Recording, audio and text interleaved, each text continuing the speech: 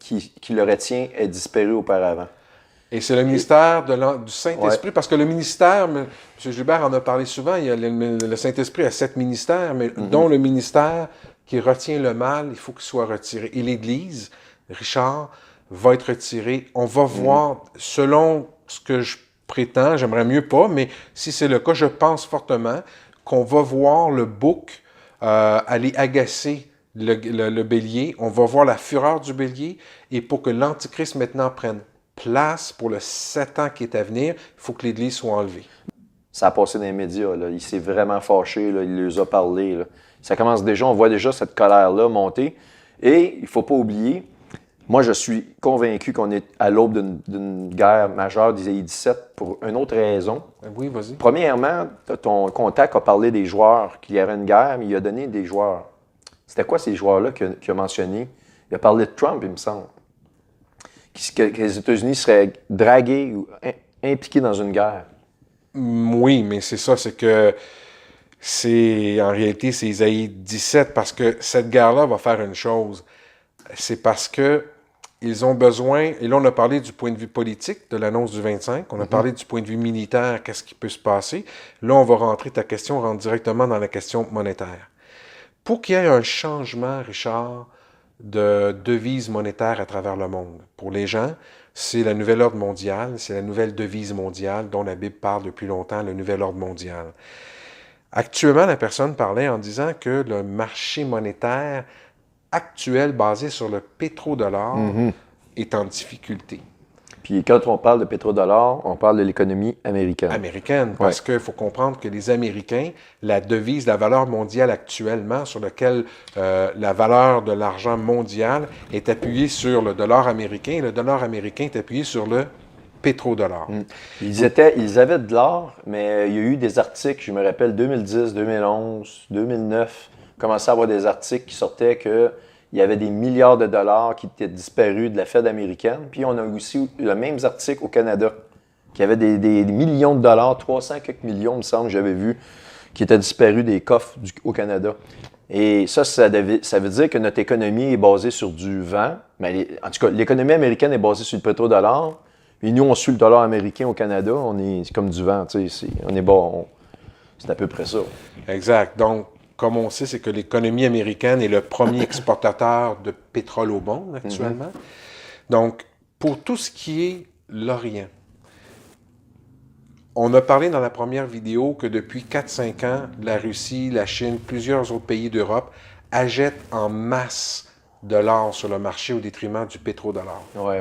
Et ça brise leur économie, mais ils savent quelque chose que nous, on ne sait pas. La preuve, c'est qu'on a parlé dans la première partie que maintenant, la Chine, l'Allemagne travaillent sur la nouvelle devise avec Moscou pour faire la nouvelle devise mondiale, non plus basée sur le pétrodollar, mais sur l'or qu'eux rachètent en masse depuis des années sur les marchés.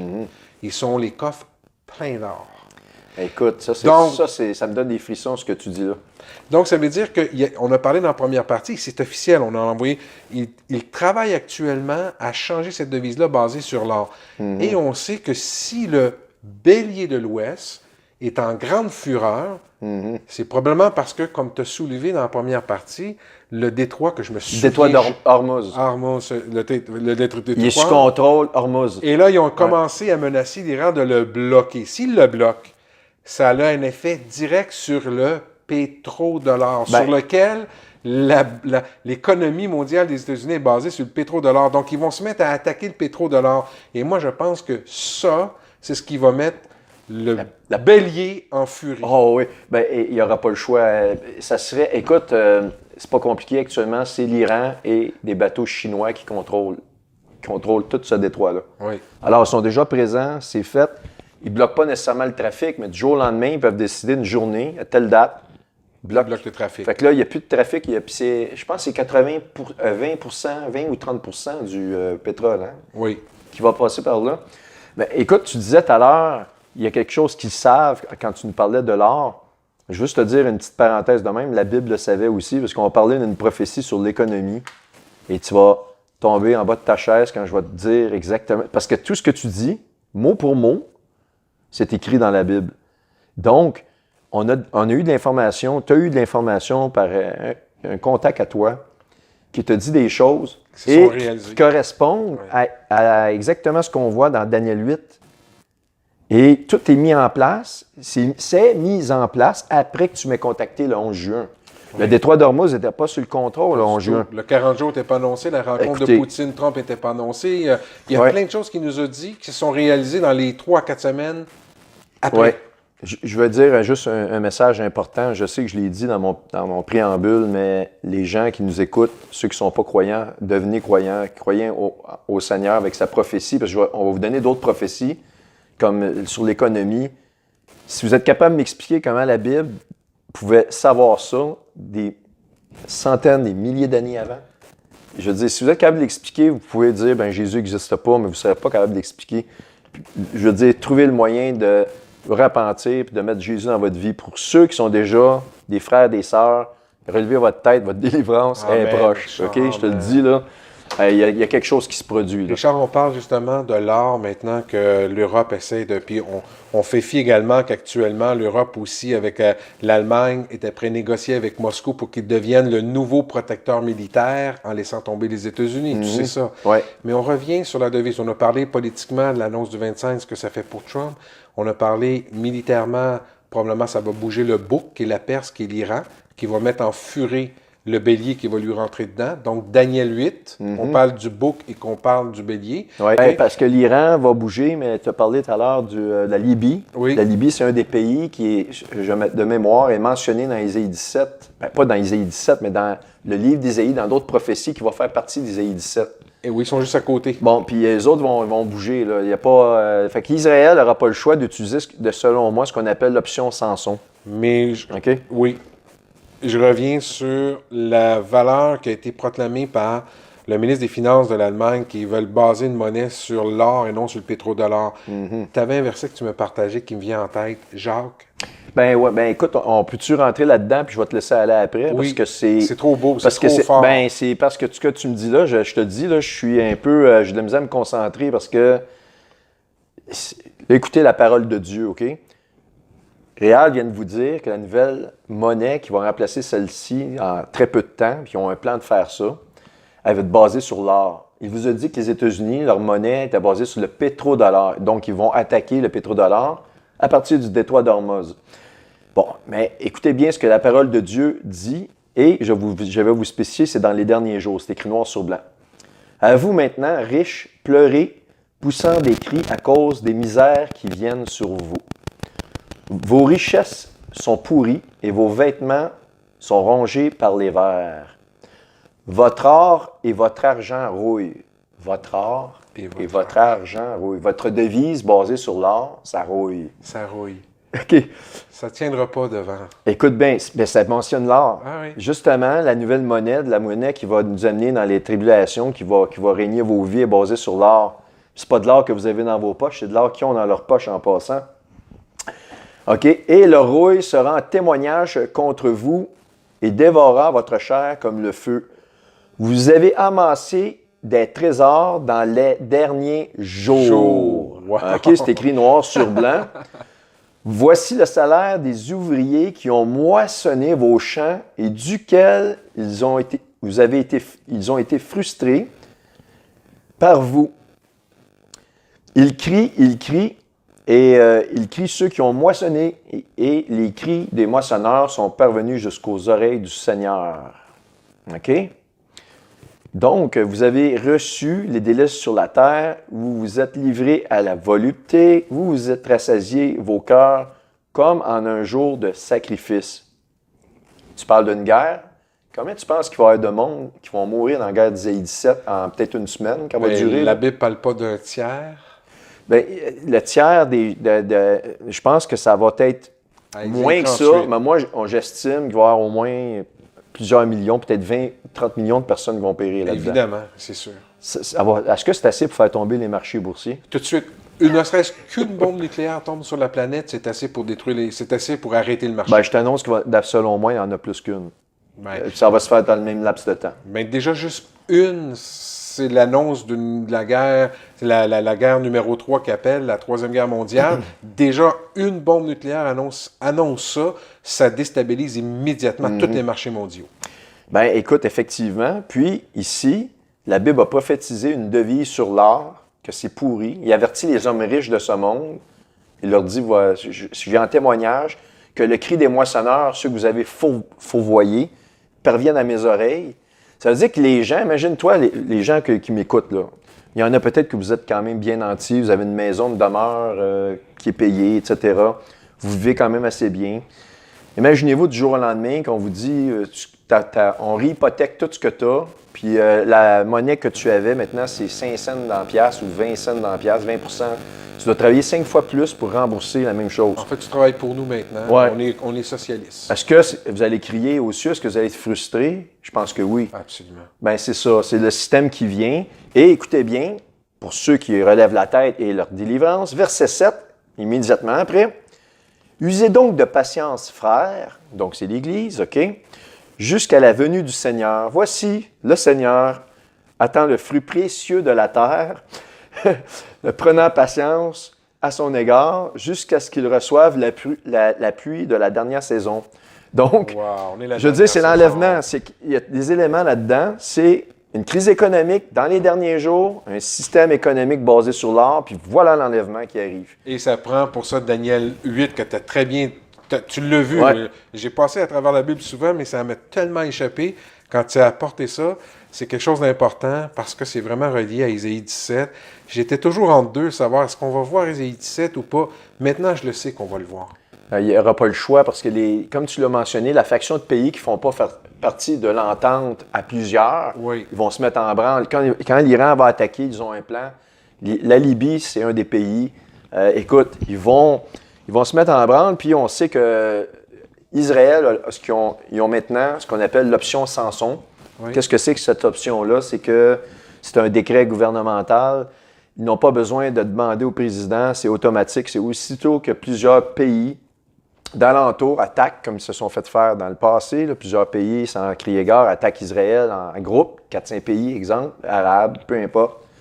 À ce moment-là, ils vont envoyer une bombe nucléaire sur les capitales de chacune de ces pays-là qu'ils attaquent. Ils vont régler la question assez rapidement. Ils appellent ça l'option Samson. Ah oui, c'est vrai, on entend. Ouais. C'est vrai, j'ai entendu parler de ça. Exact.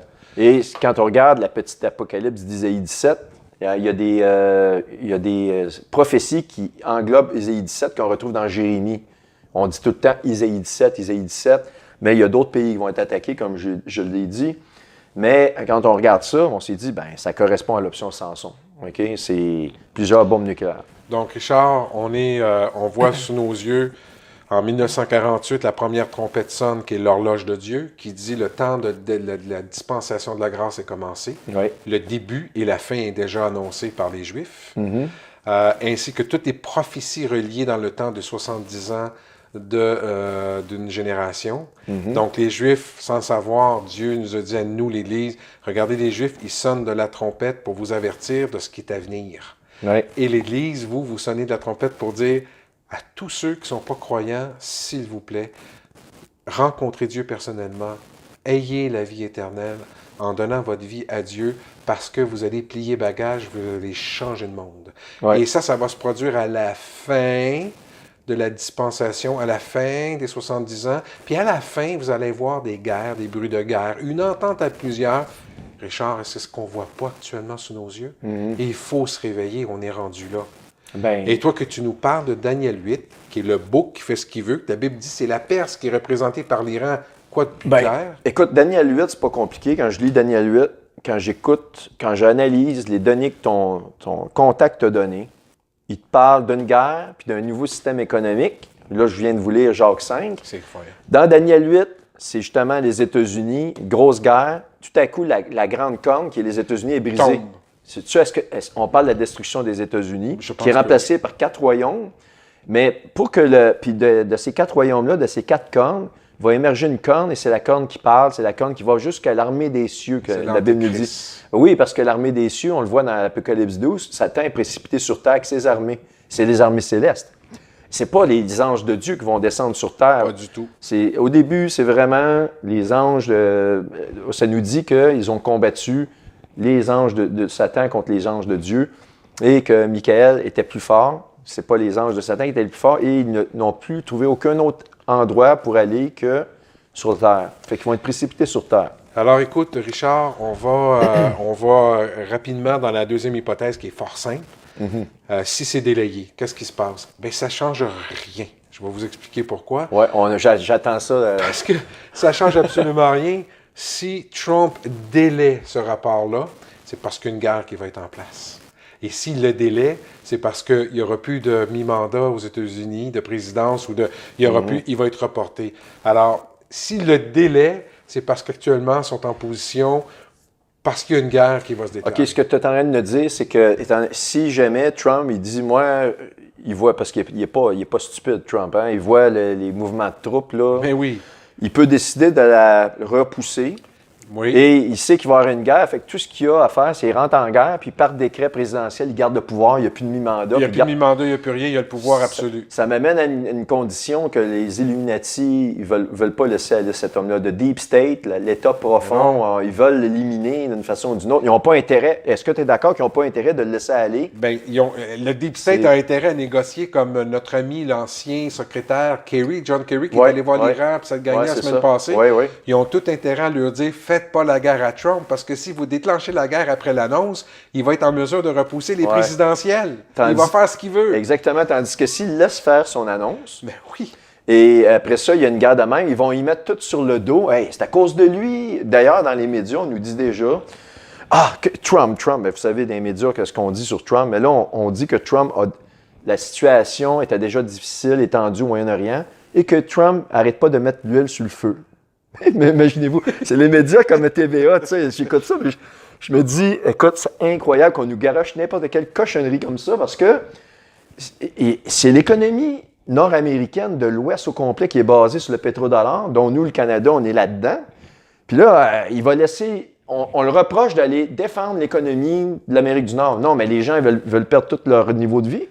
C'est quoi? C'est incroyable. C'est incroyable, mais comme je te dis, donc, si c'est délayé, ouais. Alors John Kerry est allé dire, selon, d'après moi, le Deep State ou les Soros de ce monde, disait, restez tranquille, bougez pas, faites rien, parce que si vous y faites la guerre, il va, en président, il va repousser les élections de mi-mandat, il est en guerre, donc, il fait ce qu'il veut. Exact. Alors la table est mise. Richard, on est arrivé à la fin des 70 ans. On a vu la trompette sonner en 1948 où Israël dit « Regardez la saison dans laquelle on est. Regardez, on vous donne les dernières... » C'est pas Israël, dans le fond, Dieu se sert d'Israël pour nous.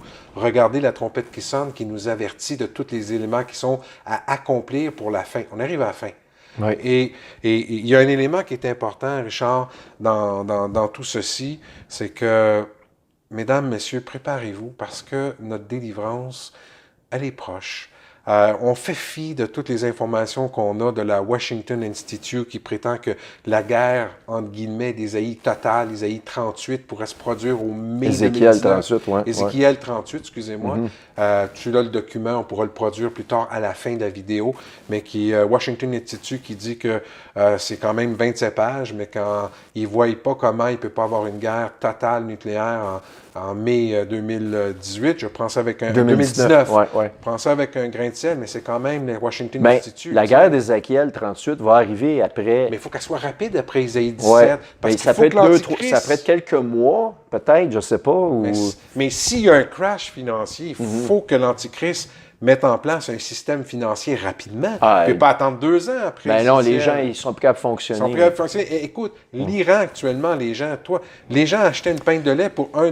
Ben, ça, c'est un des points que je veux mentionner, justement, parce que ce que je sais, c'est que l'Iran, ils veulent faire la guerre, ils la veulent, leur guerre. Oui.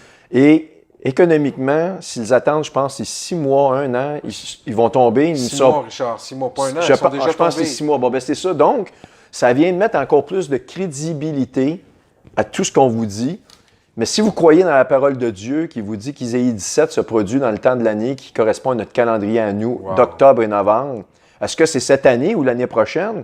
Est-ce que tu penses qu'on peut attendre 1 an avec ces éléments-là? Non, parce que les élections de mi-mandat sont là. C'est ça. Si Trump perd la majorité, il est destitué par les démocrates. Ouais. Il fait plus ce qu'il veut. C'est Ouais. important. Ce qui se passe devant nos yeux en novembre, c'est soit Trump reste fort ou soit il tombe. Oui, puis corrige-moi, est-ce que c'est vrai que Trump a rencontré les dirigeants évangéliques pour leur dire Ça fait 3 semaines. les prochains mi-mandats, là, Oui. ça joue, tout se joue là. Vous devez voter pour moi, c'est le vote de votre vie. Il les a rencontrés en disant que là, c'est c'est vraiment important que tout se joue à la mi-mandat. C'est soit il perd la présidence, parce qu'il va rester président, mais il va se faire... Il peut avoir une motion de destitution sans être destitué, mais il n'y aura plus aucun pouvoir. Mais écoute, quand il dit tout se joue, là aussi, ça peut être à double sens. Et je pense qu'il... Richard, on peut-tu mettre la table? Là? On a quand même un bon temps de fête, puis on va... Je voudrais mettre la table sur ce qui va choquer les gens, puis qu'on va prier là-dessus. Toi, tu pries là-dessus. Je voudrais mettre la table. Bien, je vais juste avant de te laisser aller, je vais faire une petite parenthèse. Bien sûr. Et après ça, tu vas pouvoir mettre la table, effectivement, parce que, bon, les gens... Mais en fait, je t'oblige à mettre la table, parce que je t'apporte des... Je veux que toi, tu trouves les réponses. Ben, écoute, disons que tu arrives avec toutes sortes d'éléments, puis tu es arrivé avec certains éléments qui ont corroboré certaines de mes recherches. On va pouvoir produire une troisième partie assez fascinante. Oui. Et je pense que les gens, ils risquent d'être choqués aussi. Mais celle-ci, la troisième partie, elle est, je dirais entre guillemets, moins importante peut-être, dans le sens où, même si vous ne l'entendez pas, celle-là, l'enlèvement arrive, il n'y a rien de changé dans les hypothèses qu'on a émises, mais ça va plus rentrer dans l'ordre de l'Antéchrist, OK? OK. Bon. Mais le point que je voulais mentionner, c'est qu'il y a eu dernièrement, on a parlé du chapitre 12 de l'Apocalypse, le chapitre 12, un grand dragon rouge qui se présente devant l'enfant, il arrive pour le dévorer, pas capable, l'enfant est enlevé. Jésus, qui est fondateur de l'Église, on est enlevé. Oui. OK? Le grand dragon rouge. Donc, si tu me dis, il va y avoir une guerre, on voit dans Daniel 8, après la guerre, l'Antéchrist monte, donc pas longtemps après, l'Antéchrist prend comme le pouvoir, on ne peut pas rester là, donc on est enlevé au préalable, OK? En quelque part, après Isaïe 17, on serait enlevé. Puis ça ne peut pas prendre beaucoup de temps, je pense. Donc, l'apparition du grand dragon, Nibiru. Ça, là, on rajoute bien des fléaux qui vont tomber sur Terre, mais là, on parle de Nibiru. Nibiru, dans ma conférence au 16 juin, j'ai mis pourquoi que Nibiru apparaîtrait au mois d'octobre et novembre. De cette année. De cette année. Bien, tu sais, j'ai produit cette conférence-là le 16 juin. Oui. Tu m'avais donné les éléments de ton contact le 11 juin, Oui. mais il n'y avait rien d'accompli le 16 juin. Là. Rien fait, on a juste d'informations. Oui, puis en plus, cette semaine-là, j'ai tellement travaillé fort pour la monter. Quand tu m'as parlé le 11, j'ai commencé, je n'avais rien de fait. J'ai monté ça en 4-5 jours, j'ai produit, puis j'ai donné la conférence. OK. Mais j'ai donné à la fin une hypothèse, le grand dragon, pourquoi il apparaîtrait au mois d'octobre et novembre?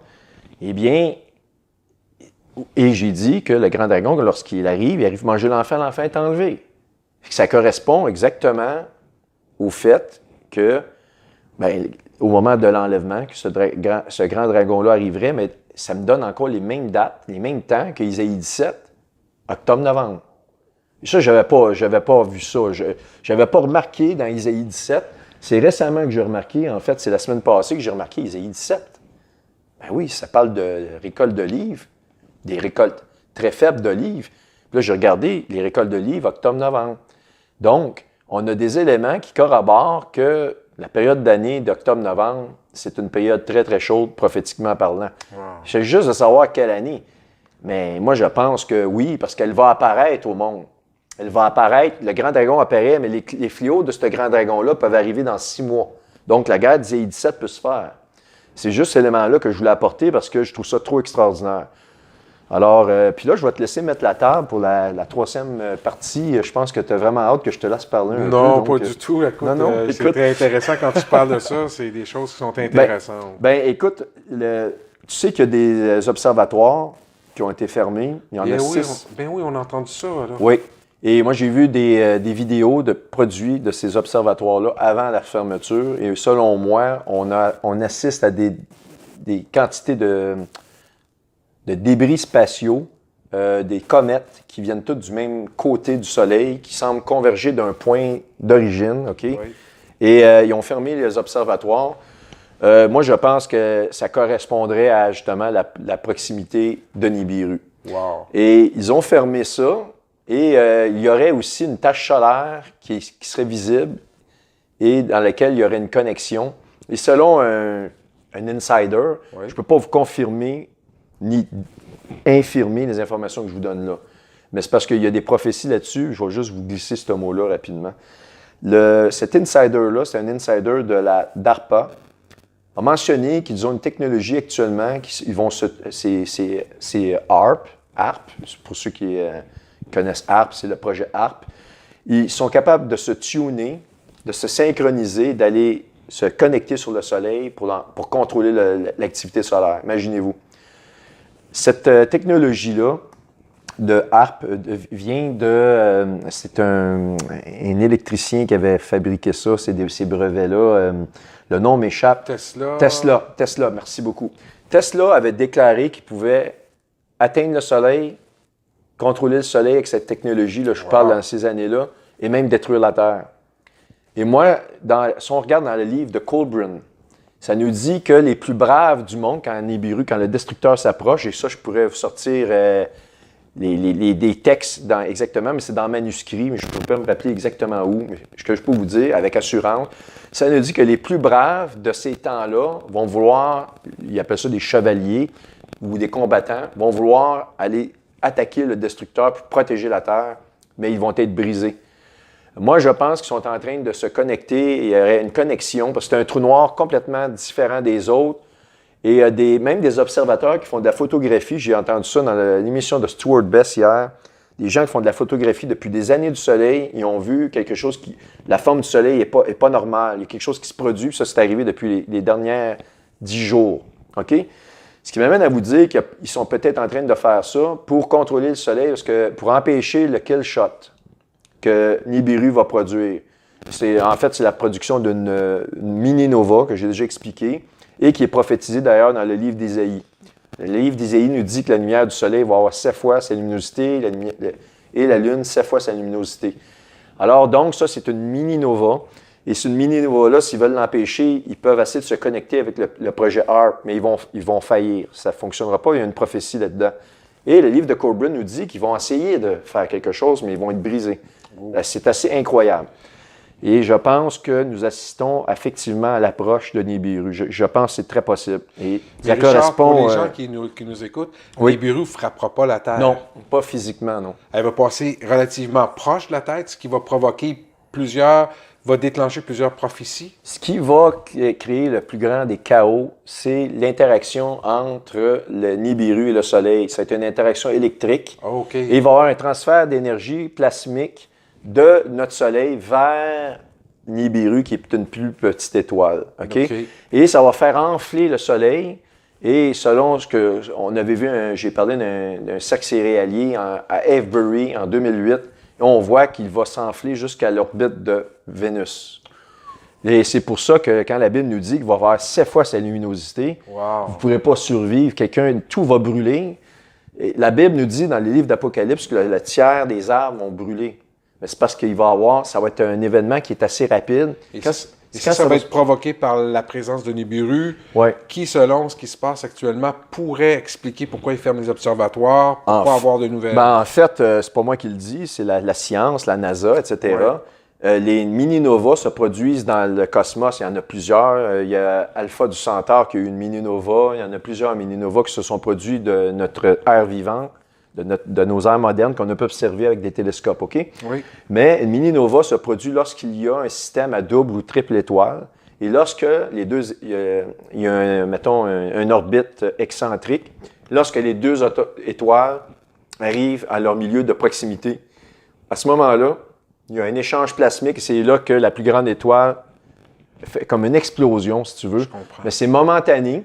Et ne pas confondre avec une nova. Une supernova, ça, c'est une autre chose, c'est un autre phénomène. On parle de mini-nova. Je comprends. Et ça, c'est prophétisé dans la Bible. Et je pense que c'est pour ça qu'ils le cachent actuellement. Ils ont pris le contrôle.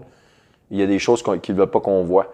Il y a des gens qui ont dit on voit des vaisseaux spatials, tout ça. Moi, ce que j'ai vu, c'est vraiment des débris et des grosses comètes. Ils arrivaient tous du côté droit du Soleil et ils semblaient avoir un angle de convergence. D'ailleurs, je pourrais prendre l'extrait de cette vidéo-là, on pourrait la mettre à l'intérieur de cette présentation-là. Ou à la fin. On la mettra à la fin pour Ouais. que les gens puissent la Exact. réécouter. Exactement. Richard, écoute, à la lumière de ce qu'on a discuté, il y a quand même des choses extraordinaires. On pense à Paul dans 1 Corinthiens 15, 51 et 52, un mystère, at the last trump. La trompette de Dieu va sonner en un clin d'œil, on va être enlevé. At the last trump, c'est quoi les chances qu'on ait un président Trump dans le dernier 70 ans, dans la fin de la saison d'Israël? Ouais. Donc, revoyons qu'en 1948, la première trompette de Dieu sonne par le peuple juif. Vous voyez, mes enfants, le peuple juif est l'horloge du monde. À partir de 48, 70 ans à sonner. Regardez toutes les prophéties que je vais accomplir dans les 70 ans et vous allez avoir la fin de la saison. Là, en 48, l'Église ne lâche pas de dire c'est là qu'il y a eu une émergence des évangélistes, des téléévangélistes, etc. Exact. Repentez-vous, le Seigneur revient. Les deux trompettes sonnent bien correctement comme dans Nombre 10, 1, comme dans l'Ancien Testament. Ouais. Alors pourquoi Dieu aurait pu dire à Moïse, fais deux trompettes, sinon aussi pour nous donner des signes de la fin. On arrive à la fin, on a un trump qui s'appelle Trump, at the last trump. On a eu des événements astronomiques, Ouais. des tétrades, on a eu plein de signes qui est arrivé depuis les derniers 3 à 4 ans qui sont jamais arrivés. Je pense que le Seigneur était prêt de dire, mes enfants, pour ceux qui connaissent ma voix, les brebis connaissent leur maître. Moi, je connais mon Dieu et je sais que le Seigneur m'interpelle en disant, Réal, Richard, regardez ce qui était prêt à arriver, je vous en donne à tous les jours, je vous donne de quoi, ça arrive, ça arrive. Alors je vois les choses se mettre en place et je dis, Seigneur, garde mon cœur, garde-moi, Seigneur, que quand je vais entendre la trompette de la voix de mon Dieu qui va m'appeler dans le ciel pour aller le rejoindre, je ne veux pas rester sur cette terre. Non. Je veux monter et aller le rejoindre. Maintenant, on va vous mettre en appétit parce que tout ça, on n'a pas parlé encore de l'Antéchrist. J'ai vu beaucoup de tes cassettes, Richard, qui parlent d'Obama.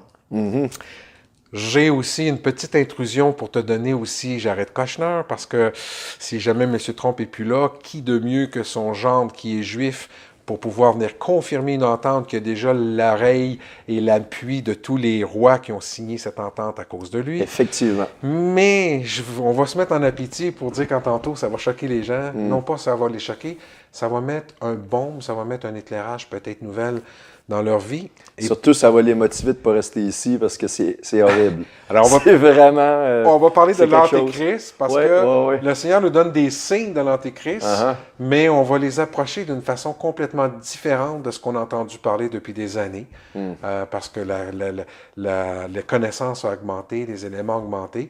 On ne va pas donner de fausses choses, on va s'appuyer que sur la parole de Dieu. Mais exactement. pour les mettre en appétit, Richard, on va lire, je vais vous demander à tous de tourner dans Amos 5, 18. Alors là, c'est le peuple juif, mesdames et messieurs, qui va voir leur cher prophète Amos. Amos, il devait en avoir plein les oreilles dans ce temps-là. Alors, ils vont voir Amos, puis il dit en Amos 5, 18, il dit « Malheur à ceux qui désirent le jour de l'Éternel. Qu'attendez-vous du jour de l'Éternel? Il sera ténèbres et non lumière. » Alors, entendez que Amos nous répète ça dans nos oreilles plus tard, qu'on lit aujourd'hui. Il est tanné, le peuple va le voir, puis il dit, quand est-ce que le Seigneur revient? Quand est-ce que notre Dieu revient? Quand est-ce qu'il vient nous libérer? Quand est-ce? Amos est tanné d'entendre ça, puis il leur dit, Amos 5, 18, « Malheur à ceux qui désirent le jour de l'Éternel. Qu'attendez-vous du jour de l'Éternel? Il sera ténèbres et non lumière. » Le plus important maintenant, concentrez-vous sur le verset 19. Et c'est ça qui va revenir sur l'Antéchrist. Et c'est important. Le 19, il dit, Richard, « Vous serez comme un homme. » Il parle aux Juifs, à Israël, il parle au peuple choisi de Dieu. Absolument. Le Amos répond de la part de l'Éternel aux Juifs. Aux Juifs. Il leur dit, « Vous serez comme un homme qui fuit devant un lion. » Messieurs, mesdames, retenez lion. Et que rencontre un ours. Messieurs, mesdames, retenez un ours. Qui gagne sa demeure, appuie sa main sur une muraille, mesdames et messieurs, retenez le mot muraille, et que mord un serpent. Qu'est-ce que ce verset veut dire? Lorsqu'on va rentrer dans ce verset, vous allez comprendre qu'Israël Ça, a c'est déjà puissant. rencontré le lion, rencontré le lion qui est l'Angleterre, qui leur a fait beaucoup de mal Oh, lorsqu'ils ont divisé les pays, puis qui ont vendu les meilleures parties d'Israël aux autres Ah, oui. empires qui étaient à côté, puis ils ont gardé le pittoresque pour Israël. Ah, oui. Ils ont rencontré le lion. Puis quand l'Angleterre les a dit OK, ils ont signé, puis les Juifs sont rentrés en Israël, là, il y avait des factions d'Arabes qui les attendaient armés jusqu'aux dents. Les Juifs avaient presque pas d'armement, ils les ont envoyés là. Ils pensaient, sérieusement, là, ils étaient sûrs qu'ils se feraient massacrer, mais Dieu a intervenu. Ça, c'est incroyable, ça. Mais le lion, ils l'ont rencontré. Ils l'ont rencontré, Oh, oui. c'est déjà fait. À Ça, cette heure, c'est ils sûr. disent, quelle belle chose qui a été faite dans Amos. Que rencontre un ours? Est-ce qu'ils ont déjà rencontré l'ours? Que rencontre? Ils ne l'ont pas rencontré. L'ours est sur le point... Ben, il est pas mal proche, là. Proche. L'ours est sur le point de les On rencontrer. entend ses grosses papates, là. On dira c'est qui l'ours. Ben là, la Russie, l'ours, Mais viennent... tu l'as dit, Richard. Ben, ouais, il fallait pas que je le dise, hein. Mais là, tu l'as dit. Continue. Ben écoute, c'est parce que tu me mets trop en appétit, mais je veux pas rentrer trop dans les détails du reste des choses, je vais te laisser parler, mais l'ours, là, ils viennent d'avertir Israël de ne pas survoler certains parties. Je sais pas si c'est de l'Irak. L'Iran, la Syrie, la Libye, Ben écoute, il est proche, l'ours, là. très pourche. Parce que là, ils avertissent les Juifs. Il y a une rhétorique incroyable, puis de la tension. Depuis il y aurait eu un incident avec un avion russe qui a été abattu il y a 3 jours, Oui. avec 14 soldats russes à l'intérieur. Et ils ont accusé... quand tu regardes les journaux russes, ils accusent Israël. Quand tu regardes les journaux d'Israël, ils disent non, Poutine, tout est beau. Mais on sait très bien que les journaux russes ne pourraient pas mentir. Poutine, il n'aurait pas apprécié ça.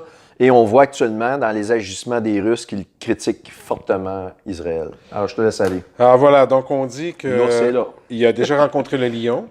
L'ours, ils ne l'ont pas rencontré encore, mais ils l'entendent s'en venir. sont sur le point de le rencontrer. Uh-huh. Quelle merveille! Richard, écoutez, mesdames et messieurs, Amos 5, 19 qui dit « Qui gagne sa demeure appuie sa main sur la muraille.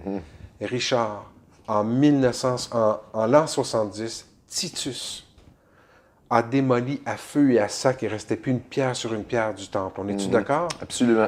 Qu'est-ce qui a resté uniquement du temple en 70? Ouais, le mur, là. Le mur des lamentations, Exact. qui est la muraille.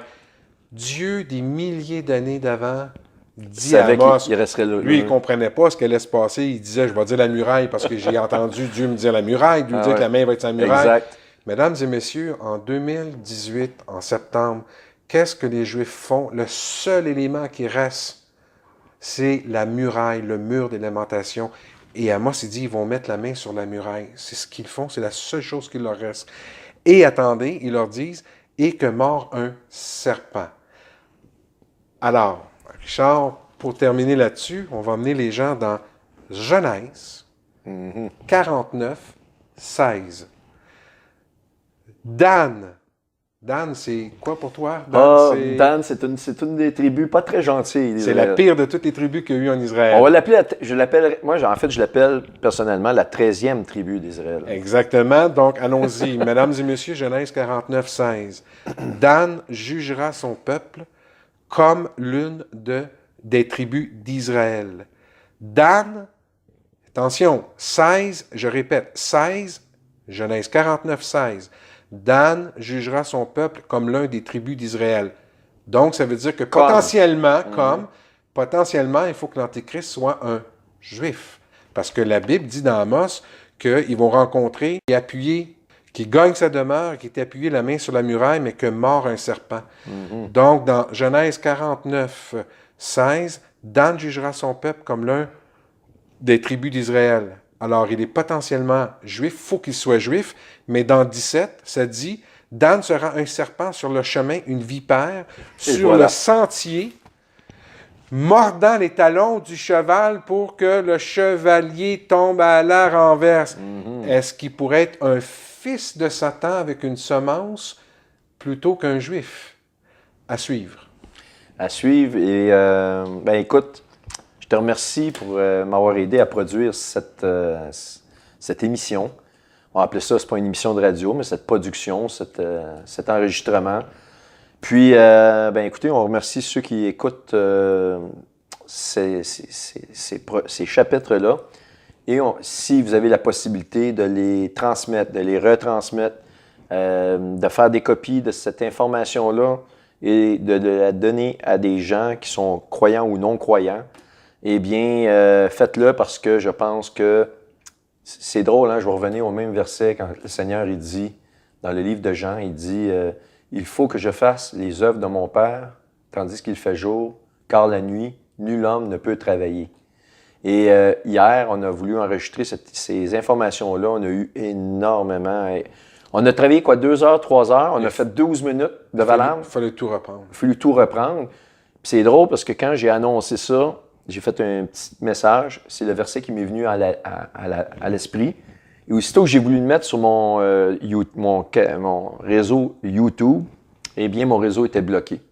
Alors, je pense qu'on y arrive vraiment au moment où on ne pourra plus vraiment faire ces choses-là. Donc, dépêchez-vous. Alors, moi, ça termine. C'est le mot de la fin pour moi. Alors, on se voit dans une... Alors, il y a eu la partie 1, Richard, pour mettre les gens en perspective. Il va y avoir probablement là, partie 2, 3, 4 de ce qu'on vient de faire. Ça va être un segment de 20 minutes. Oui. Et je vous annonce qu'il va y avoir une partie 5 qui s'appelle « Qui est l'Antéchrist? » Oui. Alors... Celle-là, je ne devrais peut-être pas y participer, mais je vais quand même faire un effort. Bonjour à tout le monde. Merci.